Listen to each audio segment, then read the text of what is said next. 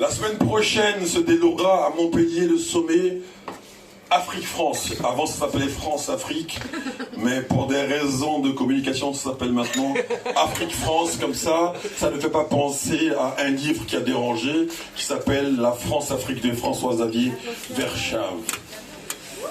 Écoutez-nous. D'Afrique et de France, vous qui montez régulièrement au sommet depuis 1973, nous vous appelons, nous d'Afrique, de France, Africains de toute origine, Français de toute origine, nous d'ici et de là-bas, nous vous appelons. Ce que vous scrutez depuis vos hauteurs, nous n'en voyons pas le début du nombre planer sur nos vies ici-bas. Coup d'État à répétition, pauvreté, éducation bancale, guerre et violence civile, terreur organisée, toute une tripotée de malheurs sont notre lot quotidien. Les imaginaires collectifs mondialisés ne dessinent l'Afrique qu'en peinture de catastrophe et la France en tuteur cynique, manipulateur sans vergogne. Et pourtant, vous continuez de monter au sommet. Alors cette fois, nous vous appelons, écoutez nos voix. Elles ne sont pas que des cris de douleur, elles ne sont pas que des blues larmoyants, elles portent aussi les chants d'espoir d'une Afrique que les Lumumba, les Cabral ou Sankara ont planté. Écoutez nos voix. Elles vibrent aussi des rêves post-apocalyptiques d'une France sortie des mâchoires de 6 ans d'enfer, ravagée mais déterminée à se repenser un futur radieux. Ici et là-bas, personne ne peut vivre dès aujourd'hui en imaginant des demain déjà écrits en lettres de misère et de sang. Quand vous daignez regarder nos sourires flotter au-dessus des torrents de turpitudes qui nous sont servis, la résilience dont vous parlez, c'est en vérité de la résistance. Les rêves ne se négocient pas et nous avons les espérances têtues. Écoutez-nous, oubliez les vieilles rengaines qui clament qu'un pays n'a pas d'amis, n'a que des intérêts. L'amitié ne se décrète pas, elle se tisse dans les chemins d'une histoire commune. Elle se bâtit avec les briques d'un imaginaire partagé, elle se façonne dans les intonations d'une langue partageuse. Elle se cimente dans le sang versé pour s'opposer certaines fois, pour se défendre les autres. Dans les grands écarts comme dans les petites fentes, dans les grandes contradictions comme dans les petites attentions, elle est là, l'amitié. La nôtre, elle est fruit doux amer d'une histoire avec la grande hache de la faucheuse et la petite hache de la sèveuse. Lorsque des peuples se rencontrent, leur histoire se dissolve les unes dans les autres. Comme des Bantous, des Malinqués ou des Akans chantaient nos ancêtres les Gaulois, des Savoyards, des Bretons ou des Landais peuvent aussi clamer nos aïeux les Balmiques.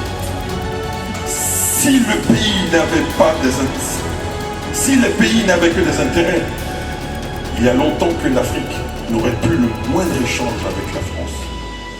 Écoutez-nous, pas la vieille entière. Vous n'êtes convoqué ni à un conseil d'administration, ni à un conseil d'admiration. Tous, vous répondez à l'appel d'une amitié vieille, voulue ou non, mais vieille. Alors venez comme vous êtes, comme au McDo. Il y a déjà tant de France en nous. Ramenez plus d'Afrique. Souvenez-vous des conseils où chacun arrive avec son tabouret pour montrer qu'il est libre de partir si le propos ne lui sied pas. Souvenez-vous que sous l'arbre à palabres, personne n'est assis sur un trône.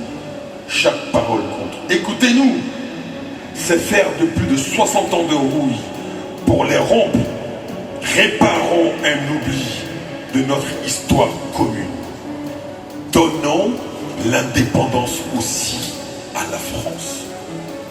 Nous d'ici et de là-bas, nous sommes prêts à lui composer un nouvel hymne, débarrassé des notes de condescendance. Nous d'ici et de là-bas sommes prêts à lui coudre un nouveau drapeau sans les taches de la culpabilité. Nous d'ici et de là-bas sommes prêts à lui rendre l'humanisme de Rousseau et l'universalisme de Fanon, gravé dans la devise liberté, égalité, fraternité. Écoutez-nous, pas les encravatés, attachés aux cases de leur dogme économique. Écoutez-nous, nous d'ici et de là-bas, nous savons qu'au-dessus de toutes les chapelles, il y a l'éducation et la culture.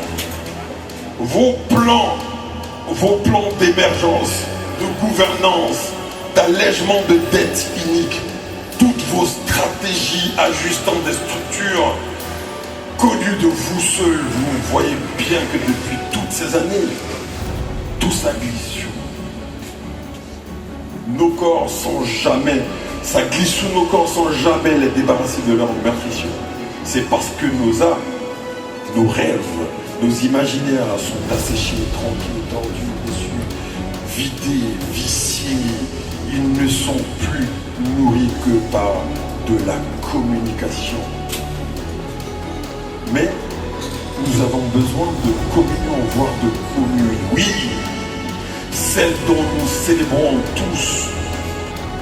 Oui, celle dont nous célébrons tous le bicentenaire d'ici et de là-bas.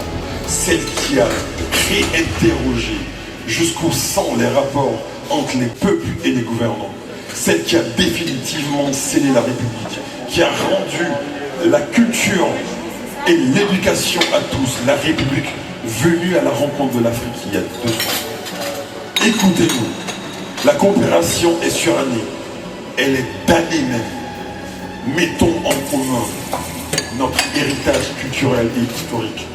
Maintenant qu'on sait que les cheminées de Lyon affectent les plages du Grand Laou, maintenant qu'on sait que le bruit d'un Nokoumé tombé à librairie s'entend à Gonfreville, maintenant qu'on sait que les ventres vides du sud de Madagascar, maintenant qu'on sait que le vrombissement des moteurs dans le sud de la France se transforme en garbouillement de faim dans les ventres vides du sud de Madagascar. Mettons en commun. Nous ne pouvons qu'en sortir plus fort pour affronter les défis de la planète de demain. Ne cédez pas à la griserie des sommets. Nous, d'Afrique, de France, Africains de toute origine, Français de toute origine, nous d'ici et de là-bas, nous vous appelons. Écoutez-nous.